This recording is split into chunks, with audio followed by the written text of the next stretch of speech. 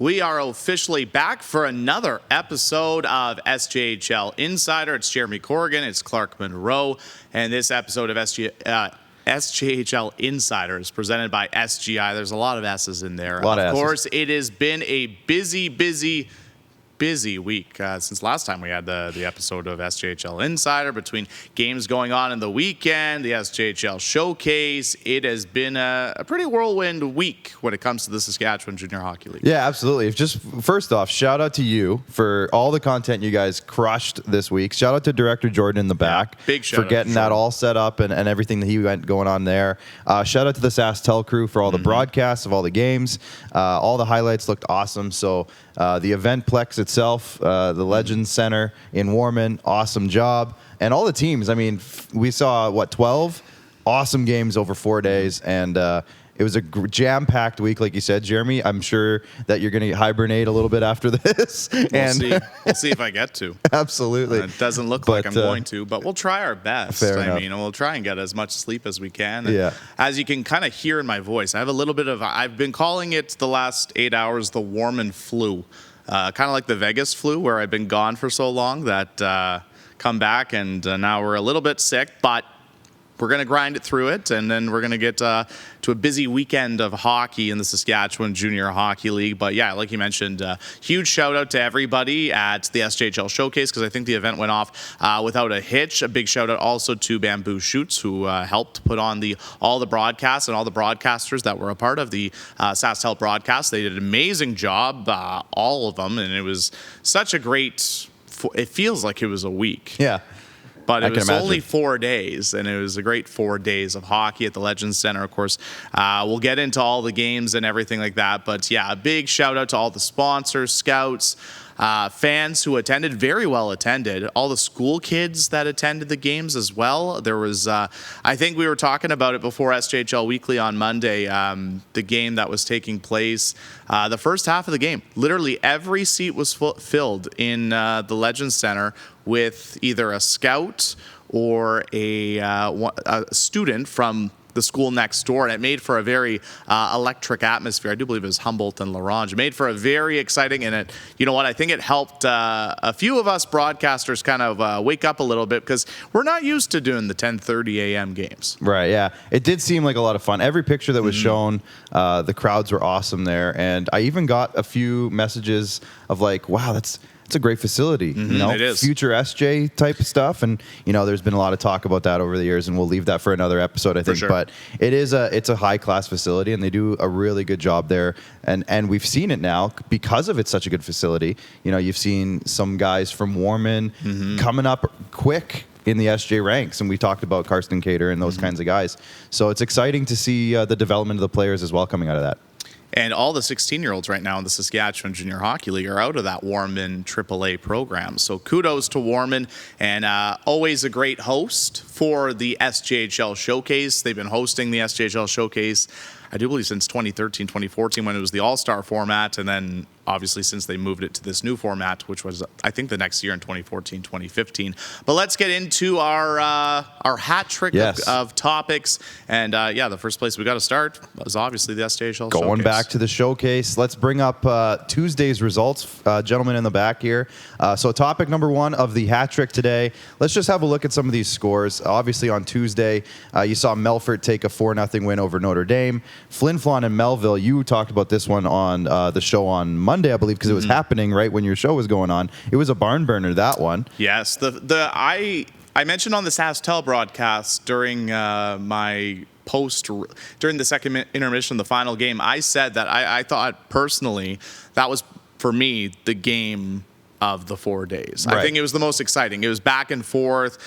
Both teams, obviously you saw a 5-4 score, lots of great opportunities. Both goaltenders had to make some big saves, and you get an overtime goal 50 seconds in, and it was the only taste of overtime we saw at the SJHL Showcase. So for me, that was the game of of the 4 days for sure. And when it comes to Melfort and Notre Dame, I honestly thought Melfort might get off to a little bit of a slow start playing at 10:30 and having to take the bus coming in that morning. But they sure proved me wrong because they got 3 goals in the first period and they cruised to that 4-0 win. But it was a great day of hockey. You know, we saw that lopsided score between Battleford you can bring it back up, guys, and for a sec. Weyburn as Battleford beat the Weyburn Red Wings 8-0 in that 4:30 game. It was a really impressive performance by Battleford. Weyburn was missing, of course, some players.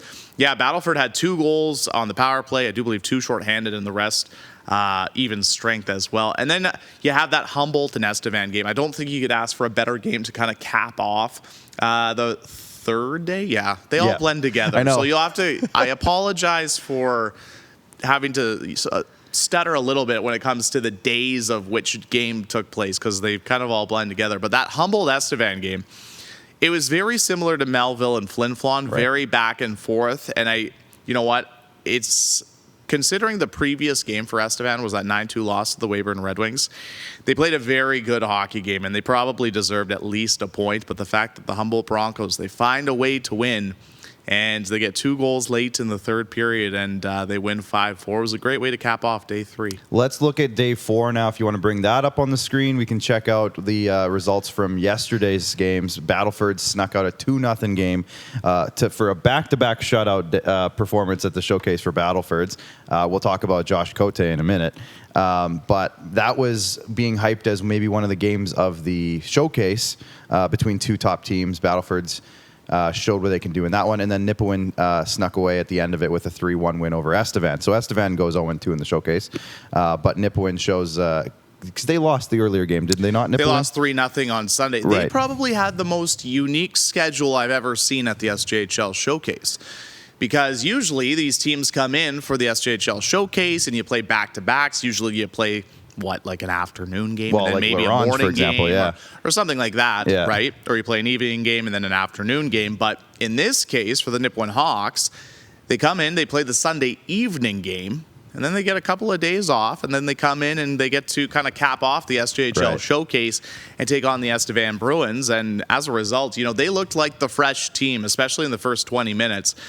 They had a lot of power play opportunities. There was a lot of penalties in that hockey game, whether they were deserved or not deserved. That's up for discussion. But there was a lot of power plays in that hockey game. And it was tough for either team to really kind of get any momentum on 5-on-5. But Nipawin coming out and earning a 3-1 win. It wasn't pretty, but it was a win. But going back to that Melfort Battleford game, if you like goals, obviously you're not going to like this game. But I think as a hockey purist, you're going to love this game because it was tight checking. You had 2 veteran coaching staffs going head-to-head against one another in Braden Klamosko's coaching staff of the Battleford North Stars and Trevor Blevins of the Melfort Mustangs.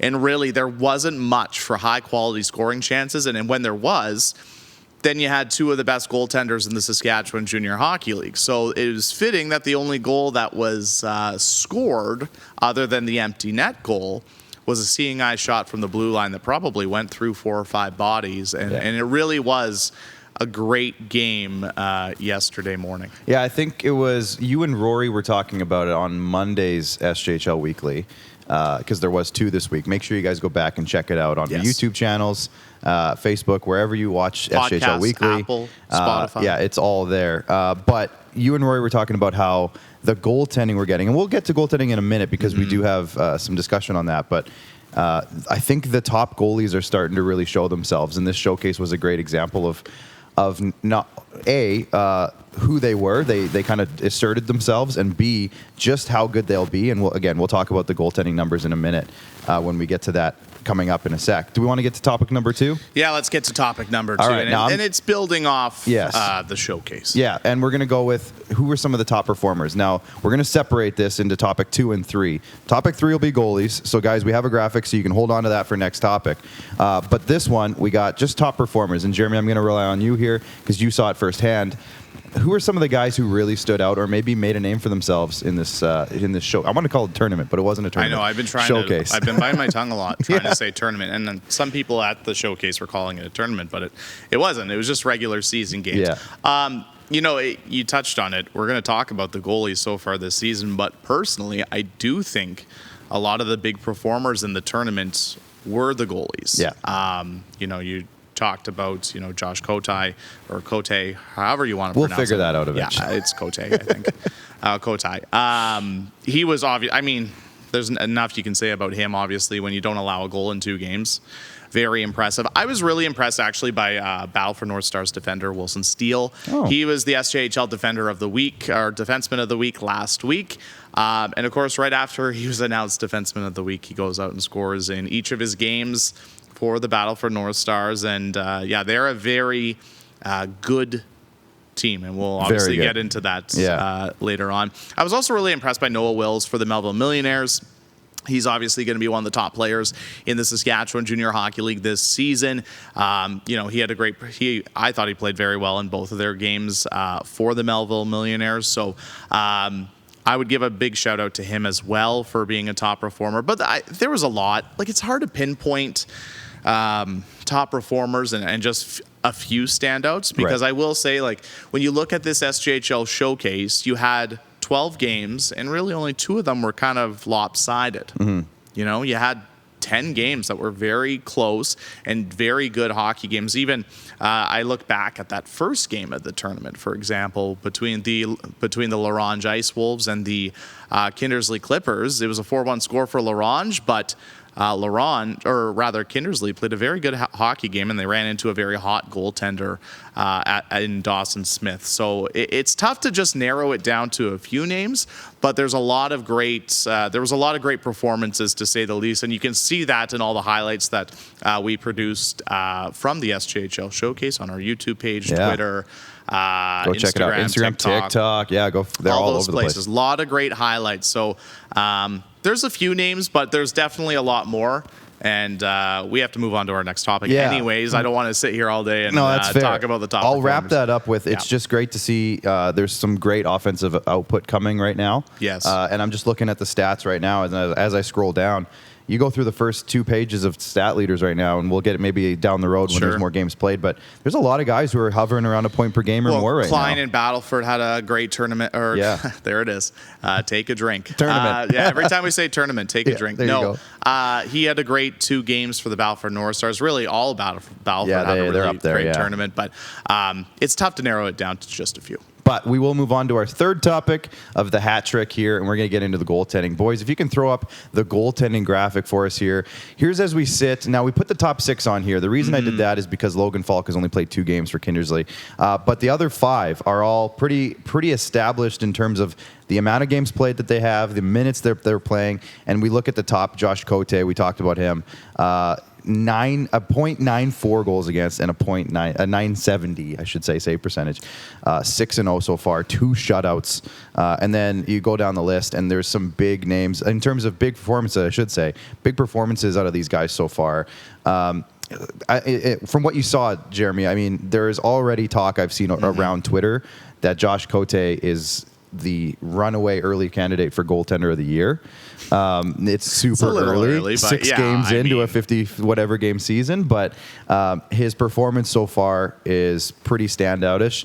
But was there somebody else who maybe stole your eye a little bit? Well, let's start with him first. He started the year. He wasn't even starting their first game of the SJHL season with the Kindersley, or against the Kindersley Clippers, I should say. But then an unfortunate injury, he hops in, and he is, as Braden Klamosko told me in one of our post-game interviews, he's really taken the ball and run with it, and he has been outstanding, and he's a big reason why the Battleford North Stars are 6-0. But even going into yesterday's game, he had a 1.15 goals against average, and I think it was a .964 save percentage. And then he goes out, gets his second shutout in as many games, and now his numbers are hard to improve that, and he did. I joked with Noogsy about that on the broadcast. I was like, well, we'll see if he can improve those numbers, and lo and behold, he proved me wrong. But, I mean, he had such an amazing performance.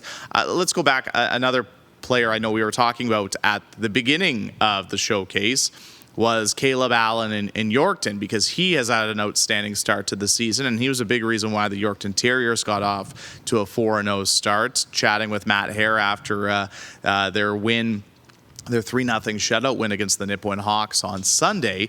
He even said, he didn't think the last couple of games they played to their full potential, but Caleb Allen really came in and stood strong. And I mean, Caleb Allen comes in, pitches I think it was 41 save shutouts against the Nipawin Hawks on Sunday, and he got credited for the last goal because the Nipawin Hawks sent it back into their own empty net. And who was the last person to touch the puck? Yeah.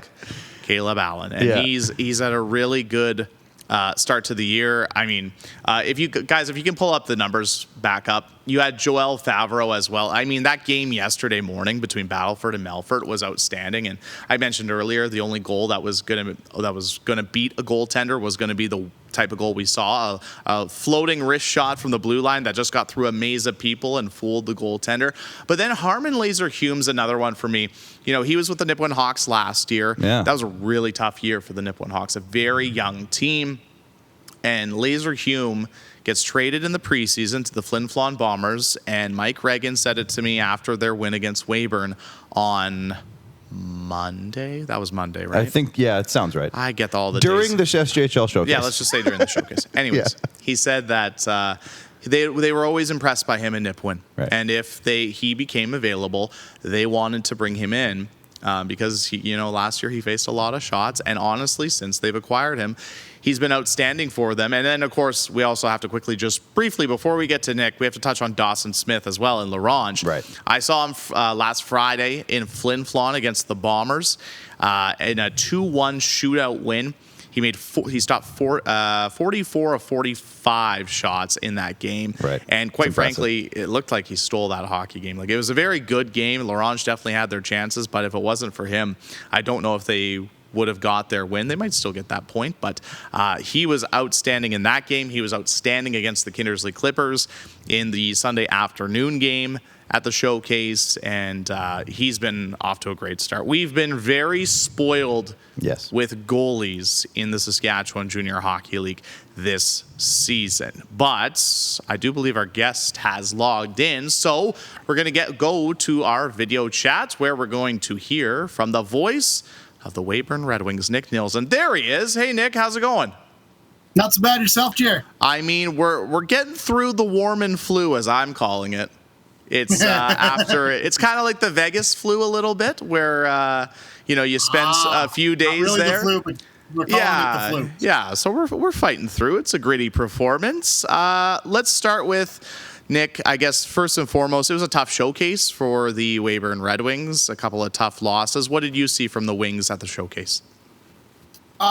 In the two games, it's kind of two different things. I think against Flin Flon in that first game on Monday, the Red Wings did put forward a pretty solid effort. The problem is, and it's been the problem in 2 of our 3 losses this year so far, is the guys made a bit of a trail to the penalty box. Flin Flon was all over us because just over a minute into the first period of the first game, Red Wings end up going to the penalty kill, and Flin Flon at the time, their power play hadn't really gotten going, but they got some really good opportunities out of it because we gave them so many opportunities throughout the game. So that was part of it there. And then, Tuesday, what do you even say about that game? You lose 8-0.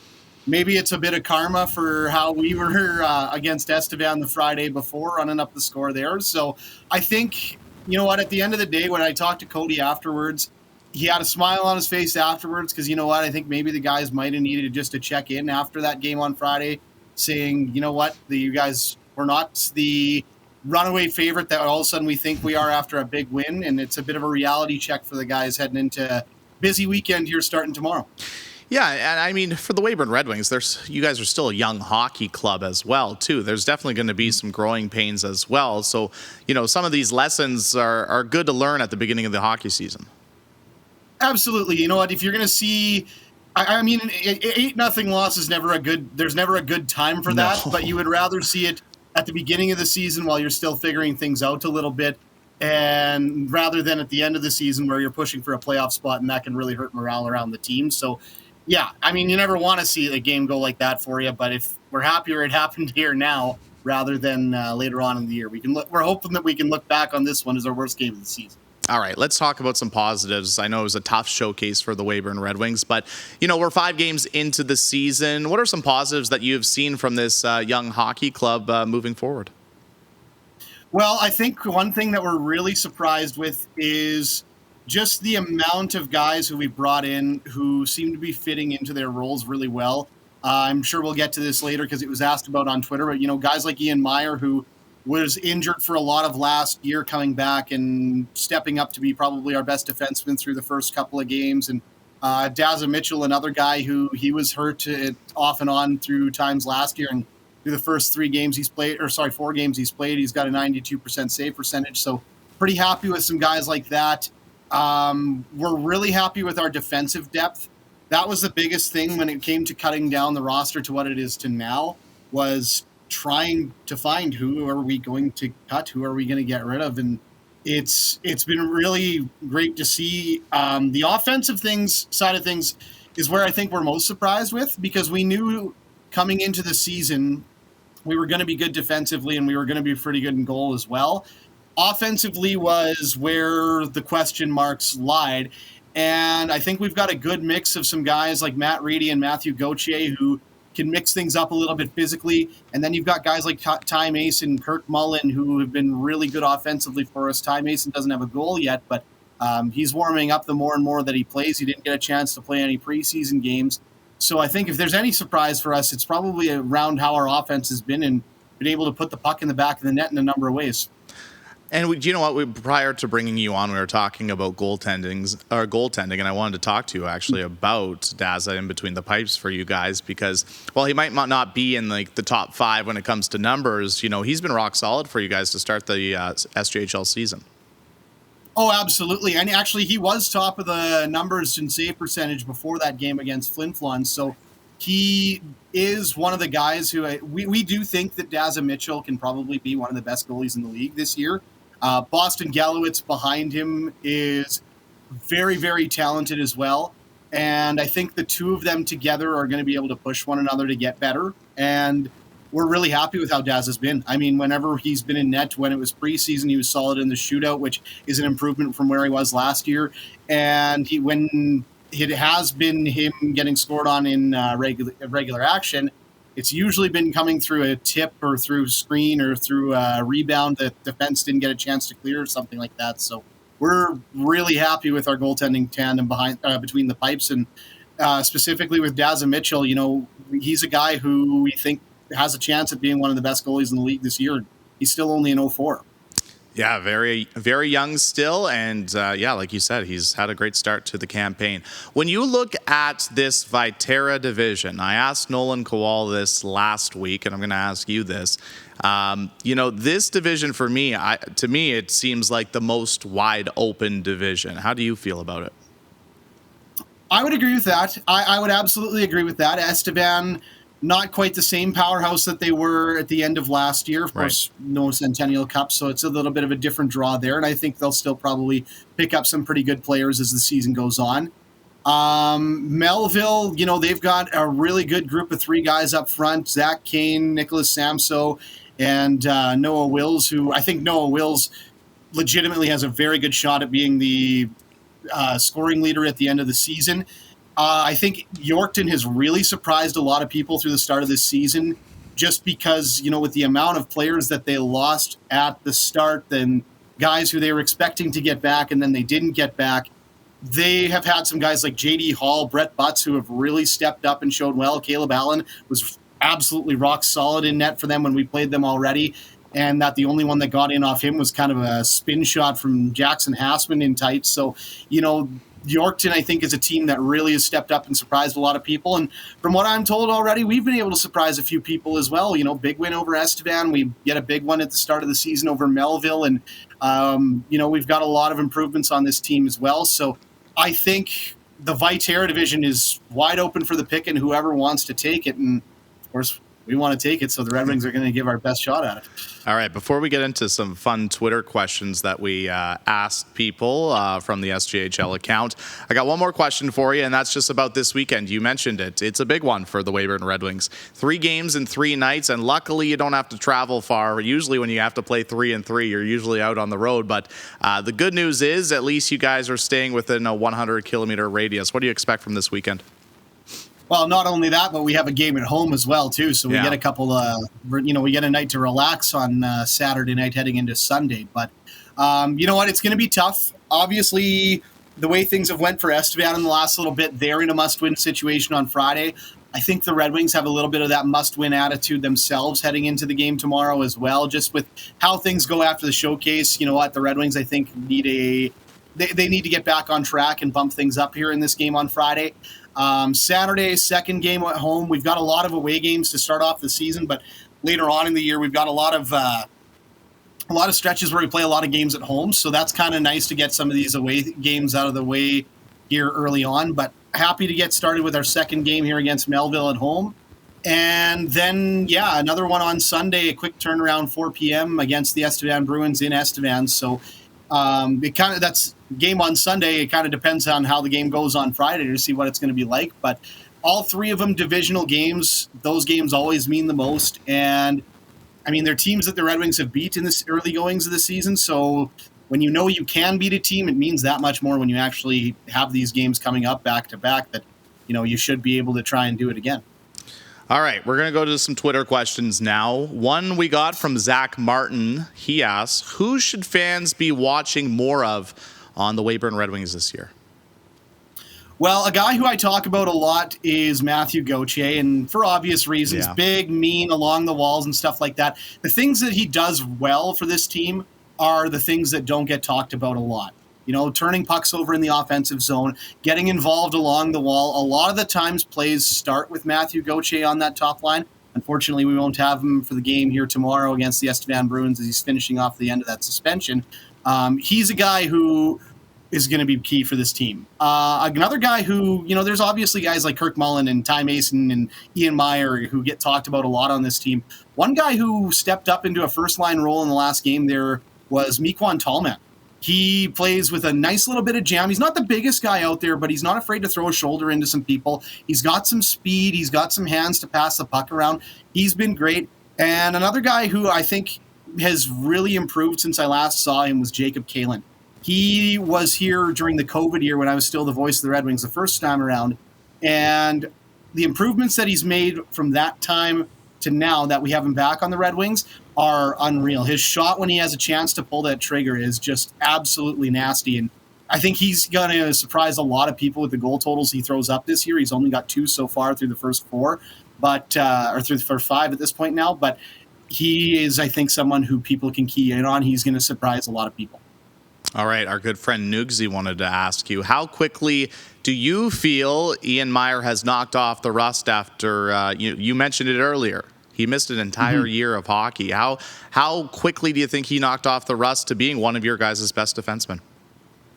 Well, it must have been pretty quick because when we were voting on our captains before the start of the season, he was right up there for a chance at wearing the C, and he's only played, 17 games here in junior hockey. Wow. And so Ian Meyer, the skill level that he has is just fantastic. He knocked the first time I really was blown away by how quickly he had come back was in our first preseason game. We weren't playing any of our veterans except Ian Meyer because it was his first game back in pretty much a year. And there was a couple times against Niverville where there would be, after a guy takes is out with a concussion for so long, you might be afraid of contact. You might be afraid of getting in tight with things. And Meyer was not. He's thrown some major hits already. That game against Niverville, there was one moment where he was skating behind the net and had guys closing in on him either direction. It looked like he was going to get sandwiched between them, and just great finesse to sneak between the two of them. He's a huge leader out there. And the crazy thing is, he wasn't cleared to start working out again until August. So how he did it, I don't actually have an answer for you there, but he is clearly our best defenseman right now. And honestly, I think he's got a chance of being one of the best defensemen in the league and absolutely integral to the Red Wings right now. Yeah, of course. Yeah, you mentioned it. He's already played an important role for the Weyburn Red Wings this season. And we'll see how he is on the golf course later today, I guess, too. So. Oh, are you guys going golfing or what? Yeah, a few of us, our assistant coach and myself and all the defensemen were going in a bit of a competition here, I guess. I'm not sure whose team I'm going to be bringing down today, but we're heading out there nonetheless. You're not that bad of a golfer. Come on, don't give yourself a little bit of credit. I got one lucky round when you and I went earlier this year. Okay, fair enough. Okay, quickly, a couple more. Our good friend Kyle McIntyre, the commissioner of the SJHL, wants to know how a guy from Wilkie becomes a PXP guy in the SJHL. Well, Wilkie's probably has something to do with it, because I think I'm the third radio guy out of Wilkie in, for sure, 10 years, and it might be even closer to 7, so... I don't know. It must be something in the water.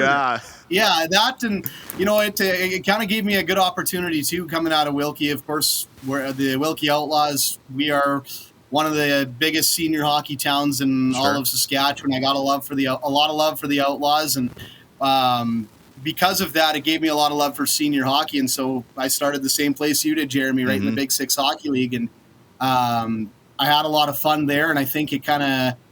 I think because I had that love for senior hockey, I put a lot of effort into the Big Six, and that's what worked my way up to SJHL level. And here we are.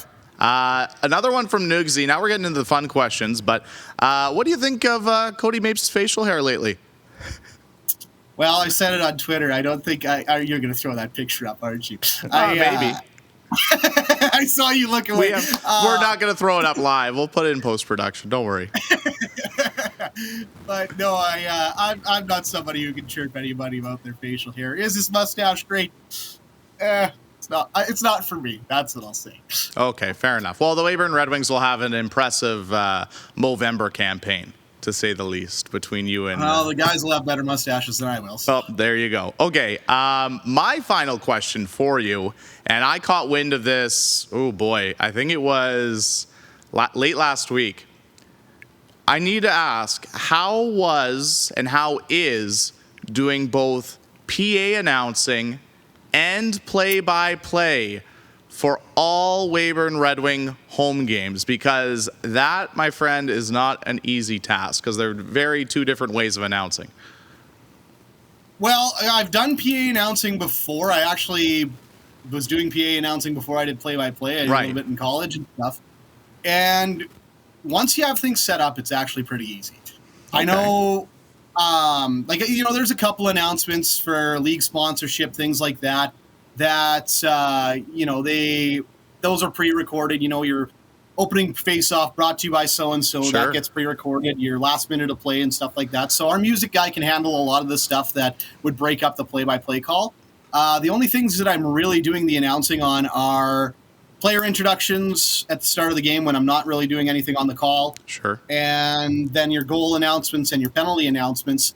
And I've actually heard from some parents and family members watching it on hockey TV and stuff. They actually really appreciate that the announcements are going right to the feed, because a lot of the time some of that stuff kind of gets mixed in missed in the shuffle and things like that. So hearing the full initial, the official announcements on it, apparently there's a lot of people out there who enjoyed it, and it's fun being able to bring that energy into the rink and not just on the call too. 100%. Well, hopefully the Weyburn Red Wings get you like a big old box of Fisherman Friends or something like that for Christmas or something to save your voice. Part of the contract. Oh, perfect. You're a smart businessman. You negotiated that in. Well, Nick, thank you so much for some time and hopping on the show. We really appreciate it. You're doing an outstanding job with the Wings, and have a great weekend, because you're gonna be busy once again.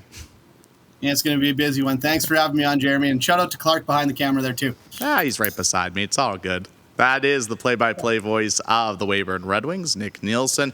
Always great chatting with Nick. I know he gave himself a little bit of a hard time on the golf course. I went golfing with him. He's not bad.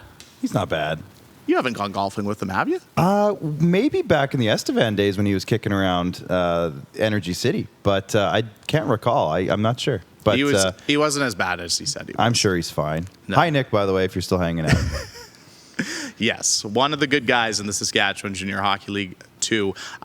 He mentioned it, though, a busy weekend for the Weyburn Red Wings, 3 games in 3 nights. So we might as well start talking about this weekend, because we have another 10 games on the schedule. Luckily, today, Thursday, when we're recording this, everyone's getting, all the teams in the SJHL are getting a day off. Not us. Right. But the teams are back on the ice. We got 4 games tomorrow, so let's pull up the Friday games. Of course, we mentioned Weyburn against Estevan. Second time those two teams are meeting, but this time the first meeting down in Estevan at Affinity Place. We have Notre Dame visiting the Nipawin Hawks, the Humboldt Broncos. They're also playing 3 games in 3 nights this weekend. They actually have to travel, though. This one's a lengthy trip. They're going to take on the Larange Ice Wolves. And then a rematch of that really good game yesterday at the SJHL Showcase between the Battleford North Stars and the Melfort Mustangs, this time in Melfort. So Battleford will be looking to try and improve to 7-0 on the year. Humboldt looking to try and improve to 6-0 on the year. And I mentioned this during the SJHL broadcast yesterday that myself and Jamie Neugebauer were doing. I love that it's very unique. You don't see 2 undefeated teams remaining in the SJHL season, but they're in the same division, which makes it even more interesting and spicy down the stretch. And especially, after Melfort gets beat, I would say 2-0 by Battlefords, and they're going back to their home confines. Yes. Another interesting fact about Melfort too is I'm just looking at their team stats here. Their leading goal scorer is a defenseman, Leith Olofsson. Mm-hmm. So to see, it's going to be interesting to see how that team kind of develops, because they just made a trade not that long ago as well. To get Ty Evans. Sorry, did Ty Evans? He came in. Yep. So they got Ty Evans coming in, and he's put up a bunch of assists this year already with Larange. Mm-hmm. So it'll be interesting to see, is somebody on the forward group going to take control of that goal scoring for Melfort, or where are they going to get their goals from? Well, and I think the big thing is for Melfort was they expected it to come from Ben Tkachuk, but Ben suffered an injury in the first game of the Showcase. He wasn't even in the lineup yesterday for that game against the Battleford North Stars. They were missing Melfort was missing a few guys, and they still went stride for stride with the Battleford North Stars. Trevor Blevins said during the broadcast he was very impressed halfway through the game with the team's performance, despite being a little bit short-handed. I got a text from a friend who's a big fan of the Melfort Mustangs this morning, and he said, should I be worried about the Melfort Mustangs? And I said, absolutely not. You look at their schedule, too, that they've had to start this year, and I would argue they've had the toughest schedule of any team in the SJHL. You have to play Humboldt twice. You have to play Battleford. Now you're about to play Battleford once again. You played Flin Flon on opening night.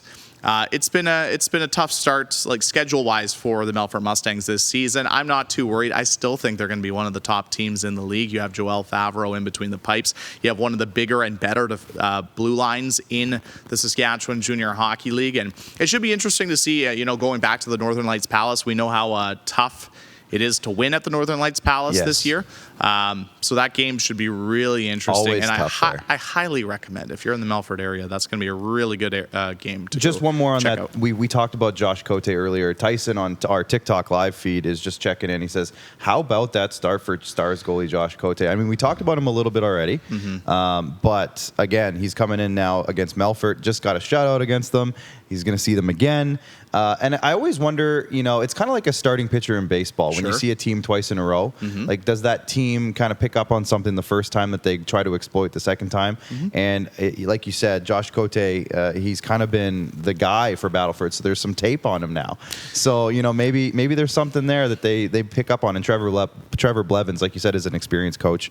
He's the type of guy that will pick up on that kind of stuff. So I'm curious. I'm very curious. That's a good matchup. Yes, and I've always thought, too, if you're playing a team back-to-back or, especially on back-to-back nights, it's always tough to beat a team twice in a row. So we'll see how Melfort responds. I think they'll be energized going back home. And not having to play, I think a big thing, too, is not having to play at 10:30 well, again. Yeah. I mean, they played both of their games. I felt bad for them. Both their games at the Showcase, they had to play at 10:30. Yeah. Which, we know with these junior A hockey or junior hockey players in general, they're creatures of habit. They like routine. Yeah. They're not used to getting to the rink at 8:30. Probably the last time they got to the rink at 8:30 to play a hockey game was probably Adam. Yeah, at an actual tournament, not at a actual showcase. tournament, and not at the SJHL Showcase. Exactly. So that'll be a really good game. But yeah, I'm interested about Weyburn and Estevan. I think both teams, Nick kind of alluded to it. I think that's going to be a game where both teams are really going to be looking for a win. Obviously, Weyburn coming off that really tough loss to Battleford, and I'm sure Estevan. I still think they deserved something out of that Humboldt game, but it was a really good performance. But they probably would like a bounce back performance following that Nipawin game. So a lot of good games on Friday, but there's also a lot of good games on Saturday as well. So we'll pull those up. Nipawin goes up to Flin Flon to visit the Bombers. Weyburn, like Nick mentioned, plays host to the Melville Millionaires.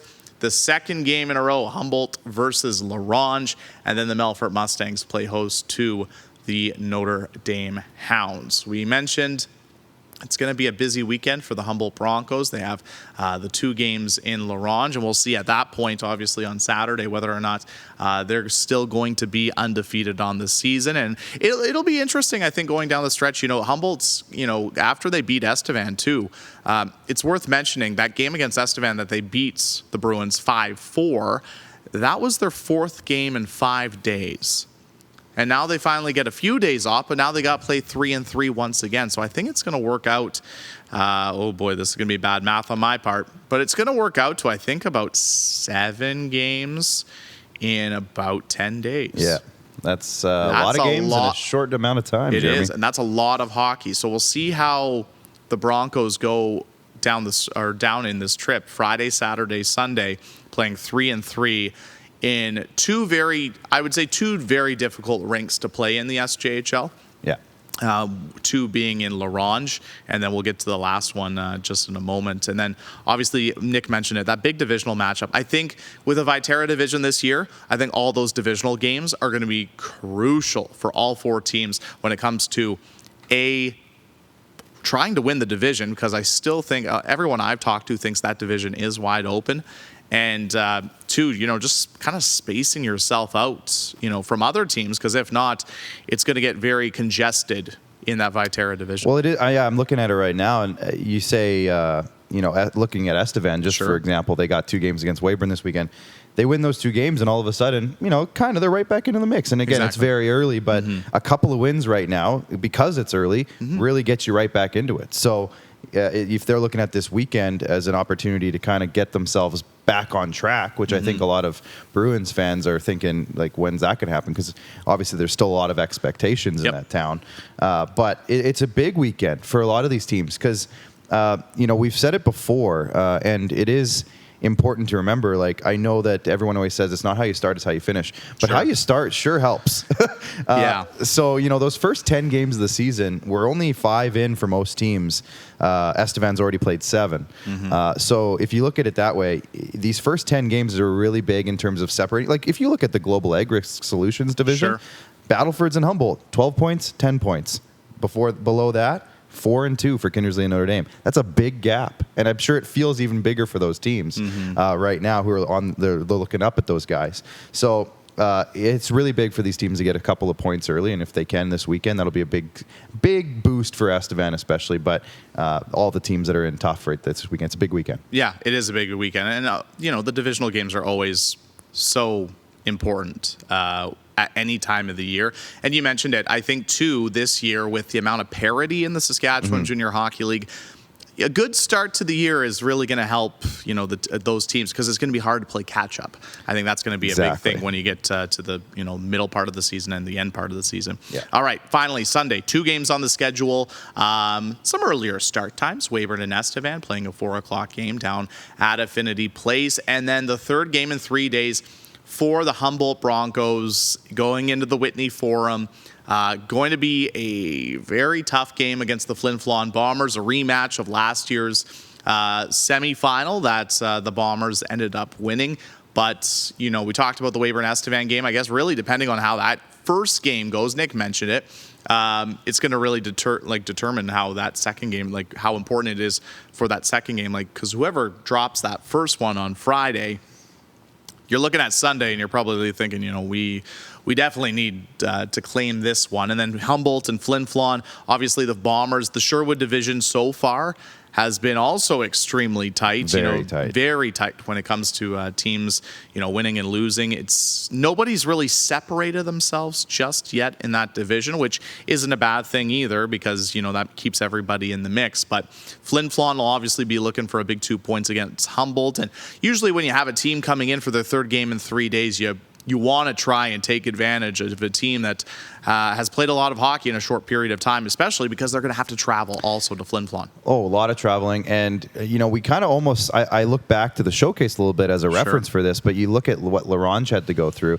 obviously driving to Warman and then playing a late night game on the Sunday and then that early morning game. And it was close. That game, I'm looking back, LaRange had it close for a little bit, but then it just kind of got out of hand a little bit in the second half. So if Flin Flon can play a game where they basically just keep at it and keep pushing and keep pressuring, I think you might see the legs by the second period, third period.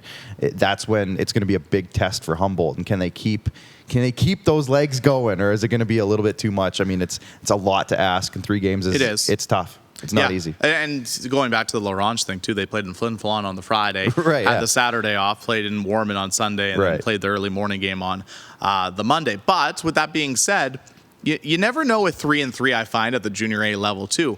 The one team that really stood out to me at the showcase that I was really impressed with, picking up a win in their second game, was Kindersley. And that's because they played on the Saturday night at home, a 7:30 start. They lose in a shootout to Melville.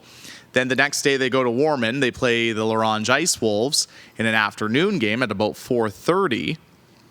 They played a good hockey game. They just ran into Dawson Smith, who played unbelievable. Top 5 in the league. And then your third game in 3 days, let's bump it up to a different time slot, 1:30. You're going up against a team that's 4-0. And they end up pulling out a gritty 2-1 win against the Yorkton Terriers. And I talked to Ken Plaquin after the game, and he said it's, everyone was saying, it must feel good to get the monkey off your back. But they were playing some really good hockey, and they were in almost every game they had been in this year. But so it's always interesting to see how teams respond to 3 games in three nights or 3 days. It's a real big test of character of the team. It's a big test, and we've seen examples of this, you and I, in the past, our time in Estevan, and just hearing stories from other junior hockey teams and working around, junior hockey in general.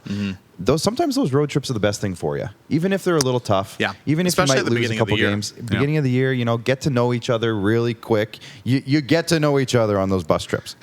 You just do. So, I mean, maybe it's for the best. Even if it's a little bit of adversity, maybe you lose a game or two. It's really great for the team to kind of get through that.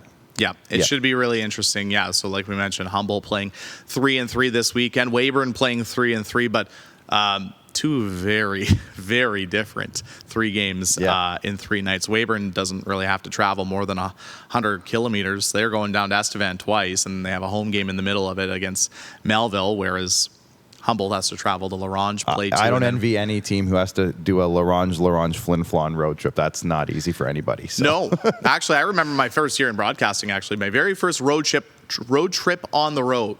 Young 20-year-old Jeromy on the bus with the Kindersley Clippers. Our first road trip, we do Flin Flon, LaRange. Ooh, backwards. Nice. Yeah, and we had lost the first 2 games in Flin Flon.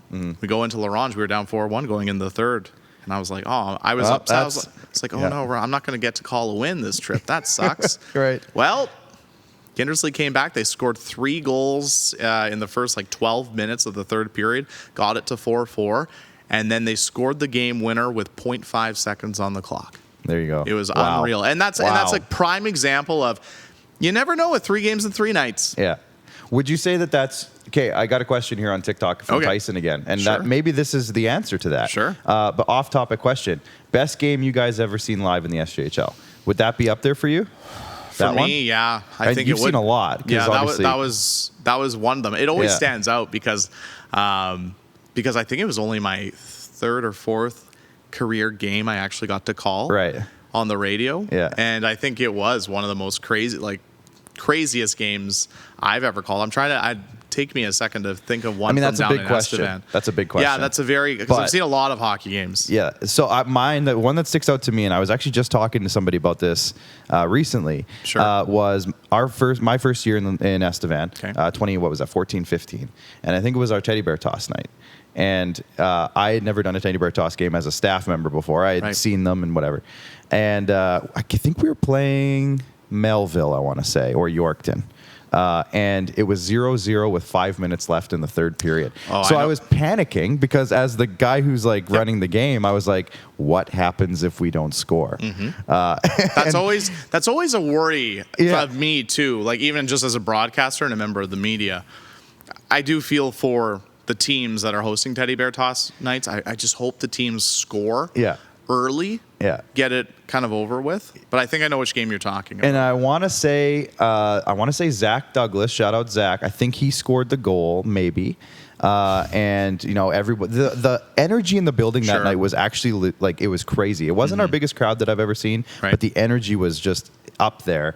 He scored the goal. It was awesome. We had tons of teddy bears on the ice, and then we scored again like right after that as well. And sometimes it's that, you've seen it. Like usually, I think a lot of times in teddy bear toss nights, the teams are always so fired up and everything like that they usually get the goal early on, but then after that, sometimes you'll get a case where you run into a hot goalie or something like that, and then the anticipation and the build for it is almost better. You start squeezing the stick too much, I think, right? It's always interesting for sure.